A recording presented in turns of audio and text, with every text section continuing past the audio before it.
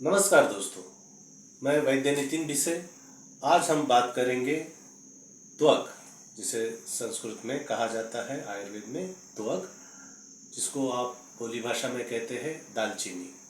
आज हम बात करेंगे दालचीनी की, यानी कि त्वक की। ये 3 प्रकार की होती है।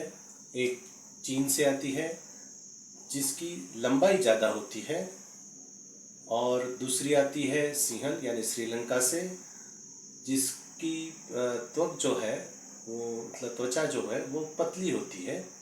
और तीसरी आती है हमारे भारत से, हिमालय से, जो जिसकी त्वचा मोटी होती है और ये थोड़ी सी ज़्यादा गुणकारी होती है।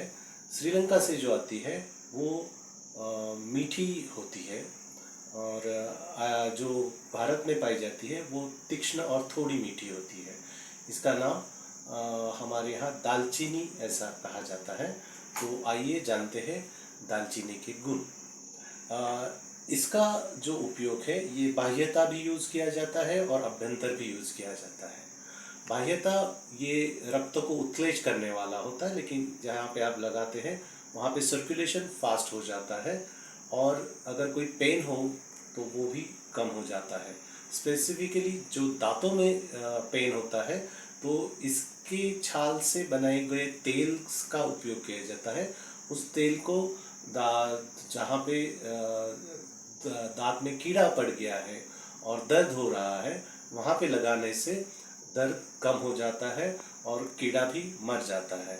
तो इसका ऐसा उपयोग किया जाता है। कुछ जगहों पे जैसे बिच्छू के डंक के कारण जो दर्द होता है, वहाँ पे भी इसका तेल लगाने का उपयोग होता है, जिससे कि बिच्छू के डंक का दर्द कुछ सहनशील हो या दर्द कम हो, इसलिए इसका उपयोग किया जाता है। ये बाह्यता उपयोग है। अभ्यंतर लेने से ये कफ और वात को कम करता है, और इसका थोड़ा सा जो मधुरपन है, और उसकी वजह से ये पित्त का शमन करता है। हालांकि इसको ज़्यादा प्रमाण में लेने से ये पित्तकर भी हो सकता है। इसका जो वीर्य है वो उष्ण है, मतलब ये अधिक मात्रा में लेने से शरीर में गर्माहट पैदा करता है। ये हो गए इसके गुण। अब इसका अभ्यंतर उपयोग क्या होता है वो देखते हैं। अभ्यंतर उपयोग बहुत ही ज़्यादा गुणकारी है। जैसे कि मुख दुर्गंध, मुख से बास आती है और गंदा स्मेल आता है, तो इसका एक टुकड़ा लेके मुंह में रखने से मुख दुर्गंध नष्ट होता है। वैसे ही अरुचि, मतलब कुछ खाने की इच्छा नहीं हो रही है और शरीर में ऐसे जैसे भूख तो लगी है लेकिन टेस्ट नहीं लग रहा है, तो ये अरुचि को नष्ट करता है और खाने की इच्छा प्रबल करता है। वैसे ही अगर पहले से खाया हुआ अगर डाइजेस्ट नहीं हुआ है और आम की उत्पत्ति हो गई है, जो अनडाइजेस्टेड फूड के बाद शरीर में पड़ा हुआ अन्न रस होता है, उसको भी ये पचाने का काम करता है।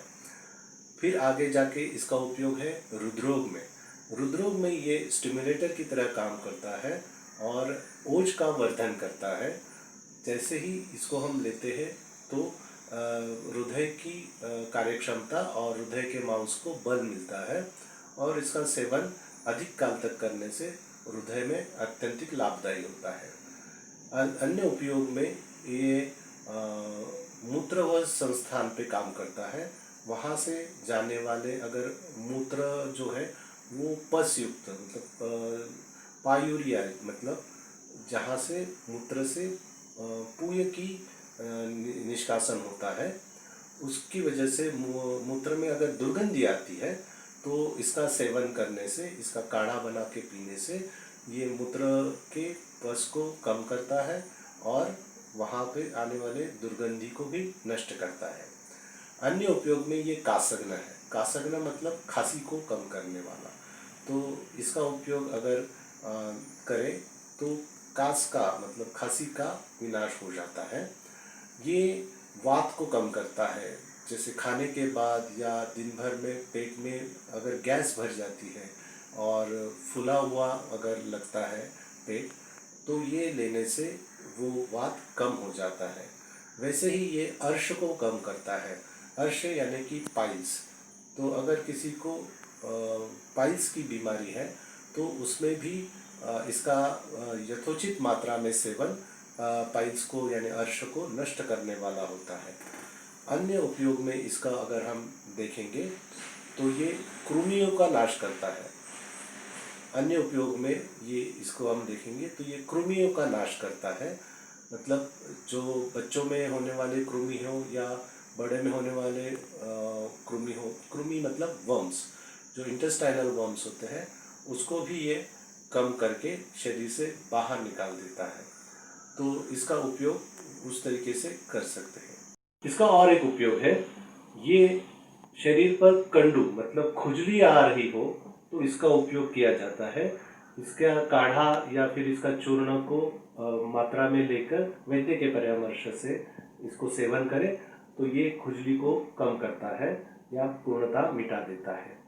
ये पीनस मतलब क्रॉनिक प्रतिशय यानी कि क्रॉनिक राइनाइटिस इसको कम करता है। नाक से हर बार मतलब कोई सीजन हो ना हो लेकिन नाक से पानी बह रहा है, हालांकि इसमें नाक बंद नहीं होता लेकिन बहते रहता है, उसको हम पीनस कहते हैं। तो इसमें इसका बहुत अच्छा उपयोग है। इसका चूर्ण बना लिया जाता है और एक चने की मात्रा इतनी शहद के साथ खाने के बाद चटा लेने से कम 1 महीना भर इसका प्रयोग करने से जीर्ण प्रतिशय मतलब क्रॉनिक जो राइनाइटिस है, पीनस है, इसको ये नष्ट करता है। इसका और एक उपयोग है, ये कृमि को भी नष्ट करता है। जो वर्म्स होते हैं बॉडी में, इसको लेने से वो कम हो जाते हैं या नष्ट हो जाते हैं, लेकिन उसको भी वैद्य की परामर्श से लिया जा चाहिए क्योंकि कृमि अनेक प्रकार के होते हैं। ये कुछ इंटेस्टाइनल वर्म्स पे बहुत ही अच्छा असर करता है और रक्त का प्रसादन भी करता है। तो इसलिए ये बहुत ही हमारे घर में पाए जाने वाला औषधि और अत्यंत गुणकारी वनस्पति है। इसको त्वक कहते हैं संस्कृत में और हमारी भाषा में दालचीनी कहा जाता है। ये जो उसका उपयोग है ये बहुत ही आसान है, ये घर में पाया जाता है। आप इसका उपयोग करके स्वास्थ्य का लाभ कर सकते हैं। धन्यवाद।